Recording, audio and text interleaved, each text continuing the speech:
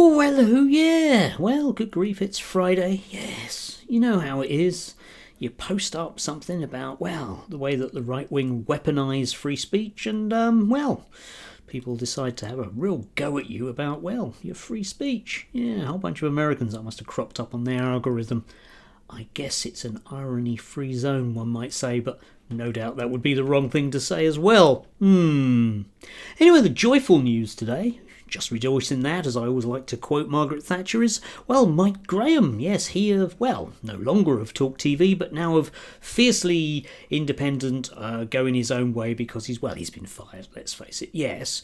Apparently, according to the nasty, horrible lefties at Talk TV, yeah, me neither. Yes, he had to be let go because he was refusing to cooperate with the investigation, which is a bit strange, I think, because obviously he's done nothing wrong. Worthwhile quoting him on his post. On Sunday night, my Facebook was accessed and a vile message was posted on my page without my knowledge. It contained words that I would never write and an opinion I don't share. Worthwhile bearing that in mind in future.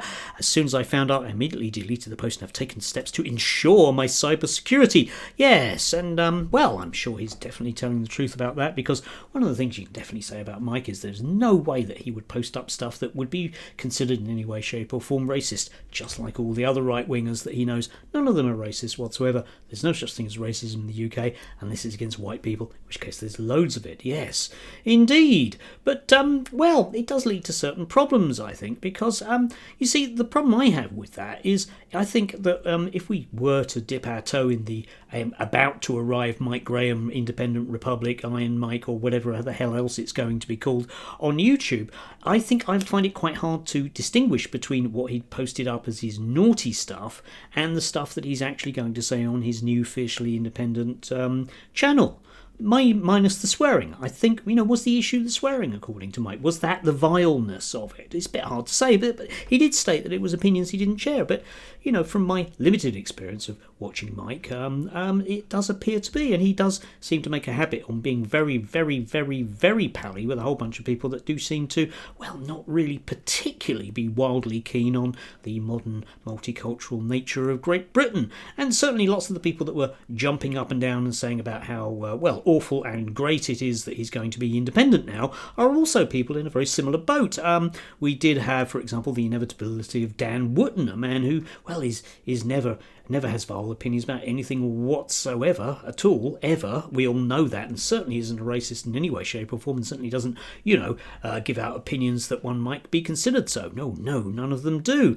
But in particular, I would like to draw your attention to Friar Calvin Robinson. Yes, somebody who I'm sure will be invited onto Mike's show, and I'm sure Mike will be invited onto his show, and I'm sure that Dan will invite both Friar Calvin Robinson and Mike onto his show to probably discuss Lawrence Fox, who no doubt the week after will invite all three of them onto his show, and so it goes on. I'm not saying it's an echo chamber, but it just looks a bit kind of, rebounding sound within walls bit. Yes, anyway, Friar Calvin, there was nothing abhorrent or vile about Mike Graham's Facebook post. Shame on Talk News TV. I stand with Mike. Take the Independent Republic of Mike Graham, truly independent Iron Mike legacy media, and its overbearing controlled narrative is dying fast. Yes, indeed. The problem, of course, there is that, what he's suggesting is that there wasn't anything that was a problem in what Mike had said, and it was just simply the sorts of things that any decent, upstanding, very, very non-racist person would say, especially a decent, upstanding, very, very, not particularly white person, granted, like Calvin Robinson would do.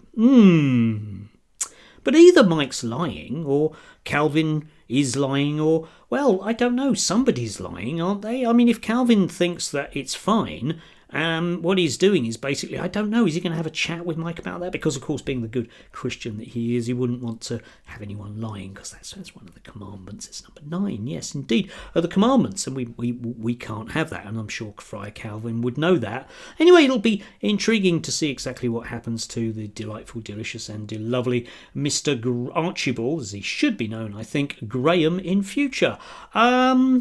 I would have thought that somebody would just take the opportunity to retire, but I guess that he's got that loyal audience out there. Which again leads me on to the notion of who exactly is it that likes Mike Graham, and for what reason? Because as far as I can make out from anyone that's been posting recently about this online, the reason why people like him is because he does say those things which he alleges are vile, abhorrent, and not opinions that he shares.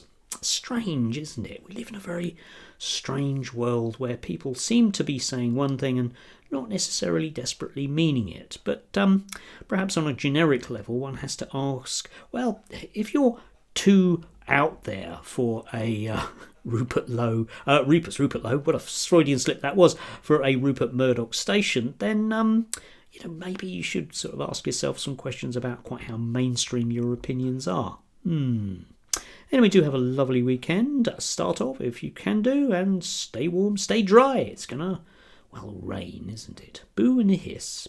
Anyway, do take care. Probably more care than Mike does with his Facebook security internet protocols, yes.